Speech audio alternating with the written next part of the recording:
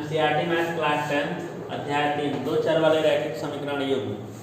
इसमें हम प्रश्नावली 3.2 में आगे कुछ क्वेश्चन दिया है, इसके लिए नोट समझते हैं।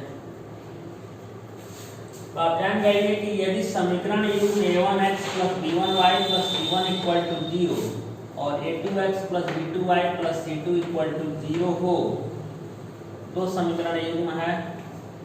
यह मान लीजिए एक रेखा का समीकरण है और यह जो है दूसरे रेखा का समीकरण है। तो रेखा युग्म एक बिंदु पर प्रतिच्छेदित करेगा, यानी यह रेखा और यह रेखा जो है दोनों अगर एक बिंदु पर प्रतिच्छेदित करेगी, इस स्थिति में हम कहते हैं कि समीकरण युग्म अद्वितीय हल मतलब एक हल होगा, क्योंकि यह दोनों रेखाएं जो है एक दूसरे को किसी एक ही बिंदु पर प्रतिच्छेदित करती हैं। तो जब दोनों रेखाएं एक दूसरे को एक ही बिंदु पर प्रतिच्छेदित करती हैं तो उसका कितना हल प्राप्त होगा? एक हल प्राप्त होगा। और वह भी एक हल प्राप्त कैसे होता है? दोनों समीकरण युग्म को हल करने पर x और y का जो मान प्राप्त होता है वही उसका क्या होता है? हल होता है। ठीक है, वही उसका आंसर होता है, x और y का मान होता है। ठीक है, या इस बिंदु का निर्देशांक भी होता है। जैसे मान लीजिए कि दो समीकरण युग्म है और दोनों समीकरण युग्म को हल किए, x का मान 3 आया और y का मान 2 आया, तो इस समीकरण का हल क्या हो जाएगा? 3 का मान 2, x का मान 3, y का मान 2 और 3 का मान 2 जो है इस बिंदु का निर्देशांक भी होगा। ठीक है, ठीक इसी तरीके से रेखा युग्म समपाती होगा।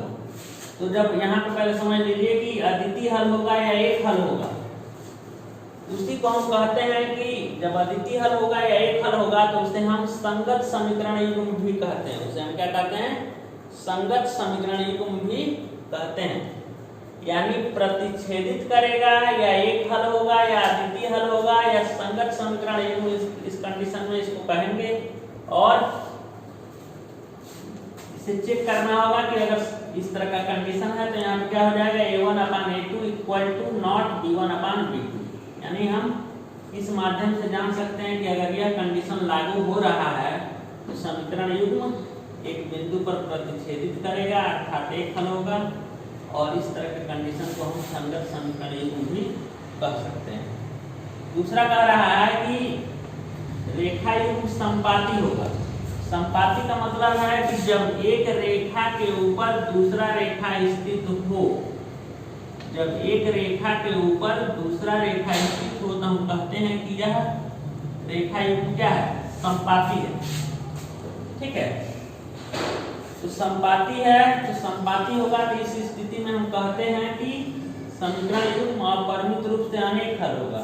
अनेक हल इसलिए होता है क्योंकि x के अलग अलग मान के लिए यहाँ पे y का अलग अलग मान प्राप्त होता है। यहाँ पे यह दोनों रेखाएं जो है एक दूसरे को, यहाँ दोनों रेखाएं जो है एक दूसरे को अनंत बिंदुओं पर प्रतिच्छेदित करती हैं, यानी अनंत बिंदुओं पर स्पर्श करती हैं। अतः इसका अनेक हल होता है। और यहाँ पर भी हल है तो इसको भी हम संगत समीकरण युग्म भी कहेंगे। यहाँ एक हल है तब भी संगत समीकरण युग्म होगा और अनेक हल है तब भी संगत समीकरण युग्म होगा। और इसके लिए कंडीशन क्या होगा?